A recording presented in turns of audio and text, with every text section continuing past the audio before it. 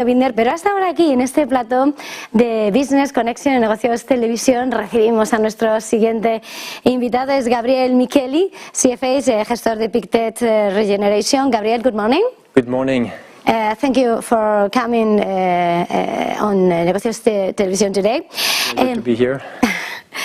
What is the significance of COP15 in relation to biodiversity?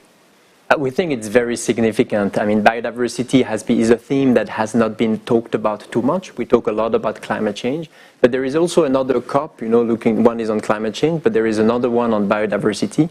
And that one, the 15th, has led to a global framework in December of last year. And that most countries have signed this. And there are many goals that they want to have and some targets that should lead to much more protection. Today, if you take land, about 17% is protected, the seas about 10%, but the target is to have 30% protected by 2030. So we have that, and we have many plans there to reduce waste, for example, to reduce pesticide use. Obviously these targets are there for the long term, but we see many countries, either in Europe, in the United States, or in Asia, who are actually activating those targets and having concrete plans to improve things. So we think it's not just a framework, it's something that we will see in the economy, and the world will have to change to improve biodiversity. I don't know if you know, but for biodiversity, we have been losing biodiversity on a quite massive scale over the last years. Scientists have been looking at wild animal population, and we have lost around 70% of them over the last 50 years.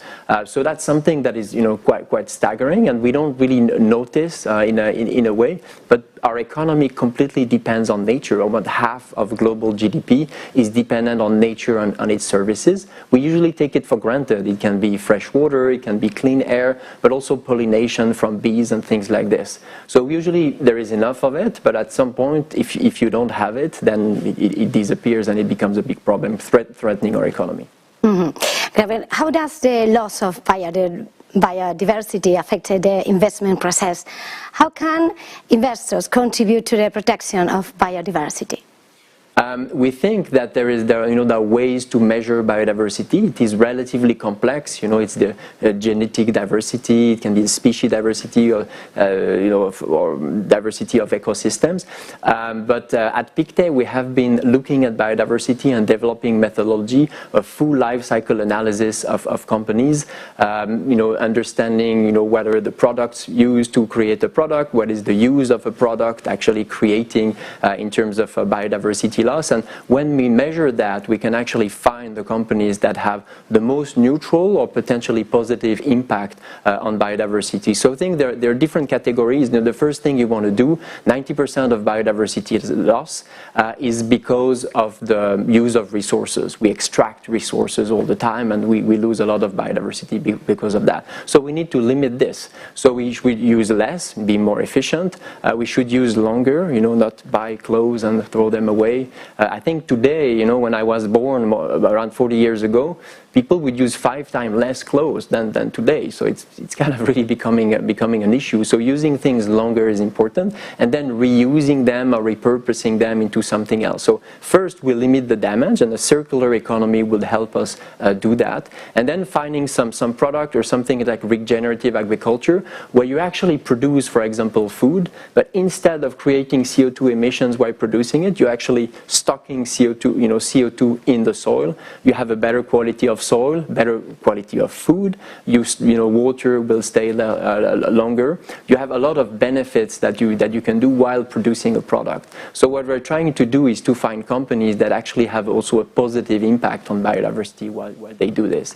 And the third pillar is actually the social foundation of society. We think if you don't include everyone in the economy, if not everyone has a good job, has enough to eat, biodiversity will not be the main concern. So we really need to take that into account and raise awareness on environmental issues too. So any companies, we find quite a lot. We have found around 600 companies providing solutions for that. We think with an agreement on biodiversity, it's just physics. If we lose this biodiversity, we'll have to do something for it. And we think this decade or the next ones will be very, will concentrate on biodiversity as one of the major themes. What are the risks and opportunities associated with investing in companies that have a positive impact on biodiversity? But the risk and opportunity is about like investing in stocks. Globally, we invest everywhere. We have probably a tilt towards information technology, industrials or materials or industries that provide solutions that are kind of different. So you have the risk is about investing the economic cycles that we have. But whether we are in a booming economy or whether we don't know, like today, are we going into a recession or not? We think the companies in our universe will tend to have a bit more growth than the market, and it's not yet recognized by it. So the additional growth is really a big opportunity for us, for these companies, for these solutions providers, because whatever the economic environment, we should tend to see better opportunities for these companies. How can investors incorporate environmental, social, ESG and governance considerations such as biodiversity into their investment decision-making progress? Yeah, so we think it's important to include it. For us, we've created a strategy, where we have a universe of companies that already have a good footprint. We developed, quite a detailed methodology, as I was mentioning. We've done that for more than 10 years, but we're now going to the next step on biodiversity to understand where does the biodiversity loss come from. Is it land use? Is it water stress? Is it because of climate change, eutrophication, acidification? We're able to have different, to understand where the loss comes from, and then to know where in the world is the company active. There are some biodiversity hotspots, and there are others which are not as relevant. So understanding where that comes from is very important, and that helps us to see where are the best opportunities. And the last, what is the focus of Pictet Regeneration's investment strategy, and how do they determine which companies to invest in?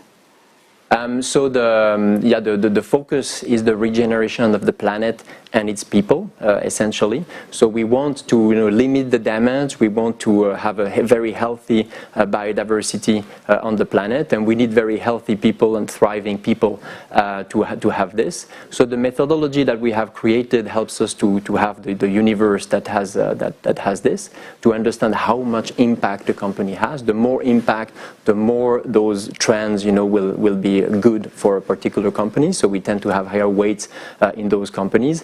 And then we do a thorough ESG analysis also at the company level to understand the risk, the biodiversity risk or the dependencies on biodiversity.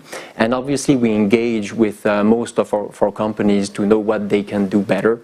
And as biodiversity is a relatively young theme, how much they will publish on for the company to understand what is their biodiversity footprint is very important. And probably they will all also contribute to restore the planet over time. So we want to be partners with them on that too. Thank you, Gabriel Micheli, CFA gestor de Pictet Regeneration. It has been very interesting. Thank you for being with us. And thank you very much. Good day and good business. Thank you. Y nosotros creo que ya podemos trasladarnos, volver a contactar